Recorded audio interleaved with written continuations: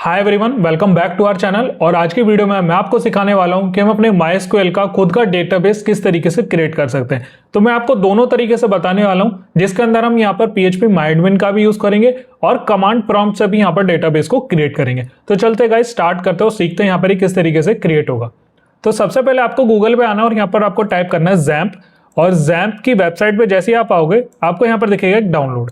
आपको यहाँ पर अपने अकॉर्डिंग डाउनलोड कर देना। अगर आपका विंडोज है तो विंडोज के लिए, अगर आपका लाइनक्स है तो लाइनक्स, अगर आपका ओएस है यहाँ पर तो आप उसके अकॉर्डिंग इसको डाउनलोड कर सकते हैं। तो मेरे पास अभी विंडोज है, मैंने यहाँ पर PHP का एक वर्जन डाउनलोड कर लिया है। बेसिकली XAMPP होता है, XAMPP के अंदर क्या होता है, हमें PHP भी मिलता है, MySQL भी मिलता है और बाकी सारी चीजें भी मिलती है।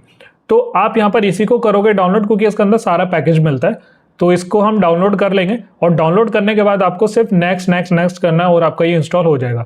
जैसे आप इसको इंस्टॉल कर लोगे और इसको ओपन करोगे तो आपको कुछ इस तरीके का एक कंट्रोल पैनल दिखेगा। अब इस कंट्रोल पैनल के अंदर आपको सबसे पहले तो अपाचे को स्टार्ट कर देना है और आपको MySQL को स्टार्ट कर देना है। और आप यहाँ पर देखोगे कि एक बटन यहाँ पर ओपन हो चुका है। तो जैसे हम इस बटन पे क्लिक करेंगे, एडमिन बटन पे, तो आप यहाँ पर देखोगे कि हमारे पास एक phpMyAdmin ओपन होने लगा है। इस चीज को हम यहाँ पर साइड पे रखते हैं और यहाँ पर आते हैं सबसे पहले कमांड प्रॉम्प्ट से हम किस तरीके से डेटाबेस को क्रिएट करते हैं। तो मैं यहाँ पर शेल पे क्लिक करूंगा और आप देखेंगे कि CMD मेरे पास ओपन हो चुका है। बैकग्राउंड में इसको क्लोज कर देते हैं, इसको भी क्लोज कर देते हैं। और अब आप यहाँ पर देखोगे कि मेरे पास एक CMD ओपन हो चुका है। अब इस CMD के ऊपर आपको क्या करना है, सिंपली टाइप करना है MySQL स्पेस -u, मतलब जो भी यूजर नेम होगा, बाय डिफॉल्ट जो यूजर नेम होता है आपको रखना है रूट, और यहां पर आएगा हमारे पास पासवर्ड, तो -p मतलब पासवर्ड। तो जैसे आप यहां पर एंटर हिट करोगे, ये पूछेगा कि आपका पासवर्ड क्या है। तो आपको यहां पर पासवर्ड सेट नहीं करना है, सिर्फ आपको दोबारा से एंटर पे क्लिक कर देना। तो आप यहां पर MySQL के अंदर आ चुके हो। अब हमें यहां पर क्या करना है, एक डेटाबेस को क्रिएट करना है।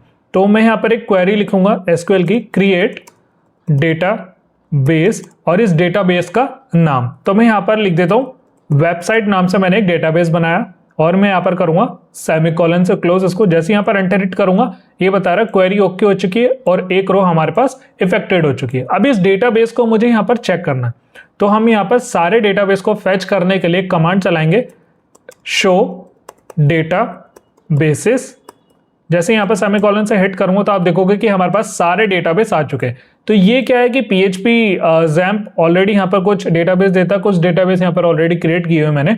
तो हमारा वेबसाइट नाम का यहाँ पर डेटाबेस बन चुका है। अब इसका जो दूसरा तरीका है इसको क्रिएट करने का, जो कि हम phpMyAdmin से करेंगे, तो सिंपली आपको यहाँ पर आना है और न्यू पर क्लिक कर देना है।